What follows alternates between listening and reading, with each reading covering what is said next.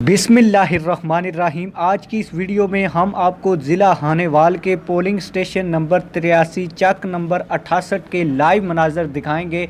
आपसे कुछ देर कबल तहरीक लब्बैक पाकिस्तान की एक बड़ी शख्सियत ने इस पोलिंग स्टेशन का दौरा किया और जैसे ही वो कैंप में आए तो कैंप की फ़ज़ा लब्बैक या रसूलल्लाह सल्लल्लाहु अलैहि वसल्लम के नारों से गूंज उठी। आप लोगों को इस चीज़ के लाइव मनाजर दिखाएंगे, लेकिन लाइव मनाजर दिखाने से पहले आप लोगों से एक छोटी सी रिक्वेस्ट है। अगर आपने अभी तक हमारे चैनल को सब्सक्राइब नहीं किया तो जल्दी से चैनल को सब्सक्राइब कर दें और वीडियो को लाइक कर दें ताकि आने वाली नई वीडियोज़ बर वक्त आप लोगों को मिलती रहें।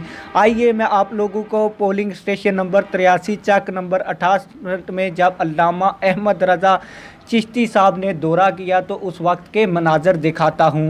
लब्बैक लब्बैक लब्बैक या रसूल अल्लाह, लब्बैक लब्बैक लब्बैक या रसूल अल्लाह। जिंदाबाद जिंदाबाद, दीन आया दीन आया।